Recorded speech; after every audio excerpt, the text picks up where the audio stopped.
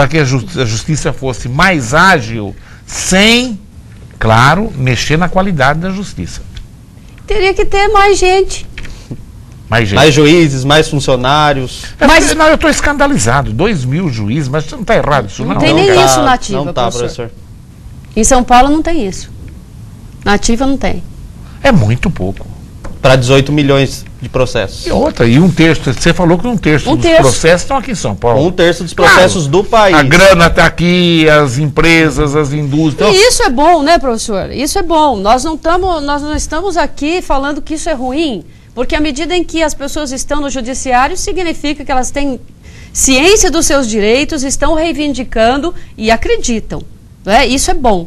Agora, nós temos que Por quê? Depois da Constituição, com todos esses direitos vindo num pós-ditadura, que antes ninguém podia reclamar nada, então não tinha processo. Agora nós temos, isso é ótimo, só que a estrutura, infelizmente, não acompanhou. Né? Então nós temos uma estrutura que cresce, mas não na mesma proporção em que a ciência das pessoas em relação aos seus direitos. Né? E nós ficamos felizes que temos muitos processos. O que nós não ficamos felizes é em não poder conceder. Se eu tivesse 200 processos, talvez eu pudesse, em 10 dias, sentenciar todos, o que não é possível. Porque tem outras atribuições. E muitas vezes, no interesse da parte, o processo não termina em um curto período de tempo. Porque tem outras coisas. Existem petições que nós temos que analisar e muitas vezes é muito comum as pessoas perguntarem por que o processo demora? Ou por que o meu processo está demorando? Só analisando cada caso concreto é possível responder. Exato. Às vezes o processo aguarda diligências, às vezes uma testemunha tem que ser ouvida em outra comarca. Não acha, redesigna a audiência, enfim. Mas agora agilizou, até podendo fazer por edital, a convocação também, não tem? Não acha o cara. Mas tem aí no processo penal, se não encontrar, o processo para. Para o processo. E nós sempre preocupados com as garantias fundamentais e as garantias constitucionais, nós temos que atender os pedidos das partes. As partes apresentam petições que têm que ser analisadas. Então, isso não é só a sentença. Não é só a sentença. Não é começar o processo e o juiz decidir definitivamente. Até se chegar lá, há inúmeros pedidos. Além disso, nós também somos cidadãos. Nós também temos a necessidade de ter uma vivência social. Então, não é incomum as pessoas... Não, mas por que o juiz é tão retraído da sociedade? Porque a maioria tem uma concepção de que ele deve se resguardar até pela própria cobrança que a própria sociedade exerce. Outros não. Eu tenho uma atividade razoável, embora esteja aqui tão pouco tempo em Bauru, mas eu me intero das coisas, eu faço parte. E isso, claro, está me tomando tempo dos processos, mas tem algumas coisas que elas são mais importantes, a minha atuação num determinado momento na sociedade, do que uma sentença que pode eventualmente demorar um pouquinho mais. Vou fazer uma pergunta de inimigo agora. Vocês acham que, pelo menos em tese, tem juiz que às vezes julga sem ler todo o processo? Não, sem ler o processo. É claro que às vezes eles juntam coisas que não têm pertinência nenhuma. Mas mesmo assim, para saber que não tem pertinência, nós temos que ler. Tem que ler. Agora tem que ler. Aquilo que tem condizência, vai chamar... Bom, está se referindo ao documento, eu tenho que ir lá, eu tenho que ver. Não tem como isso ocorrer, professor, porque se você não analisa um pedido da parte ou uma petição, a parte vai peticionar novamente ou vai entrar com algum recurso. Existe um recurso que é chamado embargo de declaração, justamente para o juiz se manifestar sobre um ponto em que ele foi omisso. Então não dá para passar sem perceber uma petição ou um documento que é apresentado. E é importante... Mesmo um juiz negligente, que toda profissão tem gente negligente. Nós não podemos responder pelos outros. Nós respondemos por nós, mas uma outra coisa que é importante também nós nos atentarmos é que nenhuma atividade é tão correicionada como a do juiz. Por quê?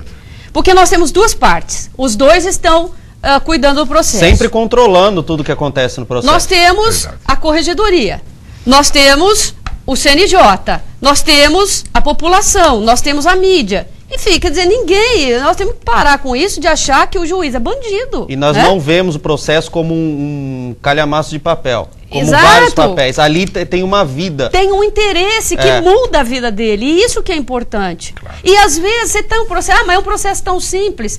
Depende do ponto de vista. Tem coisa que a gente não se sente preparado naquele momento para decidir. Isso aqui eu não sei o que eu vou fazer agora. Eu preciso esperar um pouco mais. Né? Aí que eu acho que a gente tem que verificar, são situações. Aquilo que é urgente, vamos resolver. Aquilo que precisa esperar um pouco, vamos esperar um pouco. Né? E as questões urgentes sempre são resolvidas de pronto. Exatamente, imediatamente. Imediatamente. Né? Infelizmente, nós já estamos com 40 minutos de programa e os dois falam bem, hein? O Ricardo eu não conhecia, o homem é uma metralhadora também, hein? Se ele permitir, nós vamos usar mais vezes a inteligência do Dr. Ricardo. Com certeza, estou à disposição. Obrigado. A doutora Rossana, eu estou dizendo, vamos lá, Rossana, Duda, mas eu estou correndo e corro para cá, vamos. E às vezes é duro trazer a doutora Rossana para cá, mas nós temos, dentro do possível, trazido bastante, né, Rossana? Doutor Ricardo, mais alguma coisa? Não, eu creio que nós prestamos todos os esclarecimentos. Muito obrigado pelo convite, pelos elogios. E eu estou à disposição para quando for necessário. Doutora Rossana, mas isso aí é o livro, hein? Meu livro saiu. Meu livro saiu, foi publicado, e a todos que operacionalizam aí o direito, né? Tá lá nas bancas, já nas livrarias jurídicas, sobre o direito, a prova no direito processual, falando aí dos limites e o alcance do ativismo judicial.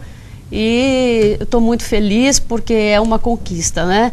Isso é feito nos momentos de lazer que a gente subtrai para poder criar alguma coisa. A sua capacidade de trabalho, a cidade conhece.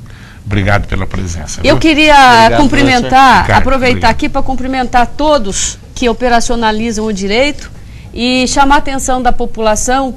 Hoje é 11 de agosto. 11 de agosto, o Dia do Direito. Então, a população que tem os seus direitos, que não permitam que eles sejam violados. E acreditem, o Poder Judiciário existe para fazer com que eles efetivamente sejam respeitados. Então, nesse 11 de agosto, nós gostaríamos que todos festejassem conosco e não tivessem nós pessoas adversárias, mas sim pessoas garantidoras dos seus direitos. Quem não defende o seu direito é um morto, né? Quase isso. É quase isso. Quase isso. Então, a todos aqueles que fazem direito, nossos cumprimentos, né? O direito no sentido amplo. Uma última perguntinha. Quando estudantes, os dois usaram o direito da pendura ou nunca usaram o direito da pendura? Nunca usei. Eu nunca usei. Também não. Nunca usei. Hoje tem uma tolerância maior por parte dos estabelecimentos empresariais. Né? Pelo que eu tenho conhecimento, existe um acordo entre os estabelecimentos e os estudantes, mas eu nunca me utilizei. Bom, eu acho que foi uma entrevista altamente proveitosa para a população. Os dois colocam de uma maneira coloquial, bem simples, bem popular, e acho que é isso que a população precisa e espera de uma TV educativa. E continue ligado aí nos horários alternativos da TV Prevê. Amanhã parece-me que vem o Marcelo Borges e mais um vereador, falando principalmente da Indurb, de tudo que acontece na Indurb, onde há toda essa especulação de exageros no número de funcionários que tem a Indurb hoje. Tchau e continue ligado nos horários alternativos da TV Prevê.